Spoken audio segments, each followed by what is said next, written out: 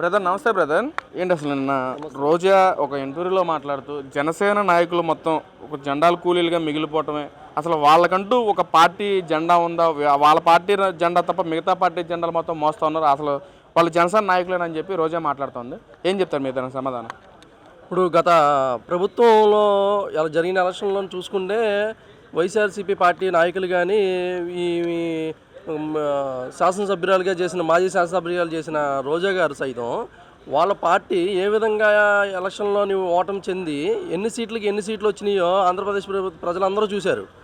ఇప్పుడు ఇప్పుడు వీళ్ళు చెప్తున్నారు కదా, ఇవి మాట్లాడే వ్యాఖ్యలు ఎలా ఉన్నాయి. ఇప్పుడు చూసుకుంటే పవన్ కళ్యాణ్ గారిని నిందిస్తా, పార్టీ కార్యకర్తల నాయకుల్ని జెండా కూలీలుగానే మాట్లాడే వివాదాస్పద వ్యాఖ్యలు చేసుకుంటా ఇప్పుడు ఈమె చేసే భజన ఎవరికంటే జగన్మోహన్ రెడ్డి గారికి. ఇప్పుడు ప్రజలు ఎవరు చూడట్లేదు జగన్మోహన్ రెడ్డి గారిని, ప్రజల్లో రావట్లేదు, జనాల్లో సమస్యలు కూడా ఇప్పుడు ఏమున్నాయో తెలియదు. తూచా మంత్రం మొత్తం వచ్చి ఏదో చేసుకుంటూ వెళ్ళిపోతున్నారు తప్పించి ఇతన్ని వెలుగులో తీసుకురావాలని చెప్పి ఇలాంటి రోజా గారు ఇలాంటి వాళ్ళు అందరూ కలిసి ఇంకా పవన్ కళ్యాణ్ గారిని ఏదో చెయ్యాలి, ఏదో మాట్లాడాలని చెప్పేసి వివాదంగా మాట్లాడతా ఏదో ప్రజల్లో వెలువేట్ అవుతుందని చెప్పేసి చూసుకుంటున్నారు తప్పించి వాళ్ళకి వచ్చే గత ప్రభుత్వంలో ఎలక్షన్లో చూసుకుంటే 175 నియోజకవర్గాల్లో పోటీ చేస్తా అన్న వ్యక్తి ఎన్ని సీట్లకు పడిపోయాడు ఈరోజు. మాకు ఎన్ని సీట్లు, ఇదే జనసేన పార్టీకి పవన్ కళ్యాణ్ గారు కేడర్ ఎంత మాత్రం పెరిగింది, ఎన్ని సీట్ల నుంచి ఎన్ని సీట్ల వరకు వెళ్ళి ఒక్క సీటు 2 వచ్చిన ఒక సీటు కూడా మేము ఆయన బెదిరించి చేయడం వైఎస్ఆర్సీపీలో పార్టీలో కలిపేయడం జరిగితే అక్కడి నుంచి బౌన్స్ బ్యాక్ అయ్యి ఎన్ని సీట్లకు వచ్చినాయి ఈ రోజున. ఇదే 100% స్ట్రైక్ రేట్తో ఈరోజు జనసేన పవన్ కళ్యాణ్ గారు ఈరోజు ప్రజల్లో తీసుకున్న మంత్రి శాఖ అయితేనేమి, రోడ్డు రవాణా కానీ ప్రతిదీ కూడా ఎలా చేస్తున్నారంటే అది ఇలాంటి చిల్లర మాటలు మాట్లాడతా ఇలాంటి వివాదాస్పదాన్ని బయటికి తీసుకొచ్చి ప్రజల్లోకి లేనిపోనివి అన్నీ ఇప్పటికీ కార్యకర్తలని నాయకుల్ని దూషిస్తా ఒక మహిళ అయిపోయింది. ఏమైనా మేము మాట్లాడదామన్నా సరే ఇప్పుడు పవన్ కళ్యాణ్ గారు మాకు మర్యాదపూర్వకంగా ఏమైనా చెప్తే మాకు క్యాడర్ కూడా ఏంటి అట్లాగే నడుచుకుంటాం, ఒక పద్ధతిగా ఒక డిసిప్లిన్గా ఉంటాం, ఒక మాట ఆచితూచి మాట్లాడతాం మేము. కనీసం మాజీ శాసనసభ్యురాలుగా ఉన్న నువ్వు ఈరోజు మీరు చేసే వ్యాఖ్యలు ఎలా ఉన్నాయి ఈరోజు. కనీసం మళ్ళీ ఏమంటే మీడియా ముందుకు వచ్చి ఏడుస్తాను, మా పిల్లల్ని అన్నారు, మమ్మల్ని అన్నారు, ఈ విధంగా అన్నారు అని చెప్పేసి నెలకోసారి కలియుగ దైవం వెంకటేశ్వర స్వామి దగ్గరికి వెళ్ళి దండం పెట్టుకుంటే నువ్వు చేసే పాపాలు పోతాయా? అక్కడికి వెళ్ళి మీడియా ముందు ఫోటోలు దిగడం తప్పించి మీరు తీసుకున్న ఎమ్మెల్యేలోనే మీ నియోజకవర్గంలో చేసింది మీరేమైనా ఉన్నాయా పని? మీరు చేసిన అభివృద్ధి కార్యక్రమం మీరు చేసిన గూగుల్లో కొడితే వచ్చేస్తుంది మీరేం చేశారని. నువ్వు చేసిన డిబేట్లు ఇవి శాసనసభలోని గౌరవంగా ఉండాల్సిన మీరు ఎలాంటి వ్యాఖ్యలు చేశారో ఈరోజు అక్కడ మీ పార్టీకి మీరే ప్రతిష్ట భంగం కలిగించి మీరే ఈ రోజున అవుట్ అయిపోయే పరిస్థితి. రేపు వచ్చే సీటు కూడా మీకు వచ్చిద్దో లేదో కూడా తెలియని పరిస్థితిలో ఉన్నారు మీరు ఇప్పుడు. అంటే ఇంకా మాట్లాడుతూ అసలు పవన్ కళ్యాణ్ డిప్యూటీ సీఎంగా పవన్ కళ్యాణ్ అసలు ఇది కూడా ఒక గెలిపేనా, అలా దేనికి పని చేయట్లేదు పవన్ కళ్యాణ్ అని చెప్పి కూడా మాట్లాడుతూ ఉంది. ఇది కూడా ఒక గెలిపేనా అంటే హిందీ అన్న ప్రధానమంత్రి మోదీ గారిని మీరు ఒకసారి గుర్తు చేసుకోవాలి. ఇప్పుడు ఆయనే దేశం గర్వించదగ్గ వ్యక్తుల్లో ఉన్న ఆయనే పవన్ కళ్యాణ్ గారిని ఒక వ్యక్తి కాదు, ఒక తుఫాన్ లాంటి వ్యక్తి. ఆయన స్ట్రైక్ రేట్ చూసి యావత్ భారతదేశం ప్రపంచం అంతా ఆ రోజున చూస్తుంటే మరి మీరు ఎక్కడ ఇంట్లో దాక్కున్నారో, మీరు ఎలా ప్రజల్లోకి ఈ రోజున మళ్ళీ అలాంటి మాటలు మాట్లాడుతున్నారో అర్థం కావట్లేదు. ఈరోజు మీరు ఎక్కడికైనా సరే ఇప్పుడు మీరు గెలిచిన ఎమ్మెల్యేలు ఉన్నారు, ఇప్పుడు మీకు ఎన్ని సీట్లు వచ్చినాయి వాళ్ళందరూ బయటకు వచ్చారా? కనీసం మీరు శాసనసభలో కూడా మాట్లాడలేని పరిస్థితి ఉంది ఈ రోజున. మీరు అక్కడ కూడా అంటే మీకు కనీసం ప్రతిపక్ష హోదా కూడా లేదు మీకు. ఇలాంటి ఏదో డిబేట్లో తీసుకొచ్చి కొంచెం ఏదో మళ్ళీ భజన చేసుకుందాం జగన్మోహన్ రెడ్డి గారిని, ఈ విధంగా అవతల పార్టీ వాళ్ళని తిడితే నేను మహిళలు అయిపోయాయి కదా, అవతల పార్టీ వాళ్ళని తిడితే మాకు మళ్ళీ ఒక ఎమ్మెల్యే పదవి లాంటిది రావచ్చు, మళ్ళీ క్యాడర్ని బలపరుచుకుందామని తప్పించి జనసేన వాళ్ళు జెండా కూలీలు ఏ విధంగా అసలు నువ్వు మాట్లాడుతున్నావు? అసలు నోరా లేకపోతే ఆ నోట్లోనే అసలు కొద్దిగా దేవుడితో దండం పెట్టుకుంటున్నావు కానీ నీకు అసలు కొద్దిగా ఇంగిత జ్ఞానం కూడా లేదు.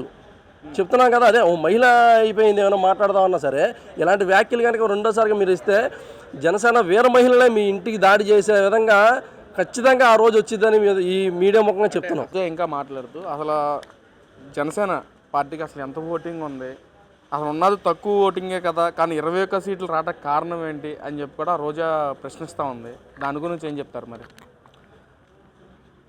ఇప్పుడు ఆ రోజున అదే ఓట్ పర్సెంట్తో చిరంజీవి గారు ప్రజారాజ్యం పార్టీ పెట్టినప్పుడు ఉమ్మడి తెలుగు రాష్ట్రాల్లో ఎన్ని సీట్లు వచ్చినాయి, అప్పుడు ఆ ప్రభావం ఎంతవరకు తీసుకెళ్ళింది, అదే ఓట్ బ్యాంక్ ఇప్పుడు జనసేన పార్టీ అధినేత ఇప్పుడు జనసేన పార్టీ స్థాపించినప్పుడు వెంటనే ఎలక్షన్కి వెళ్ళిపోయి ప్రజల్లోకి వెళ్ళిపోయి అట్లా ఏం చేయలేదు. ఆయన మద్దతు ఇచ్చాడు. అప్పుడున్న 2-3% ఓట్ షేరింగ్తో మద్దతు ఇచ్చి ఆ రోజు ప్రభుత్వాన్ని స్థాపించడానికి ఆయన ఒక మూల కారణం అయ్యే వ్యక్తిగా ఆ రోజు అది చేసిన 11 ఏళ్ళ తర్వాత మళ్ళీ ఈరోజు గత 2019లో ఎలక్షన్లు జరిగినాయి.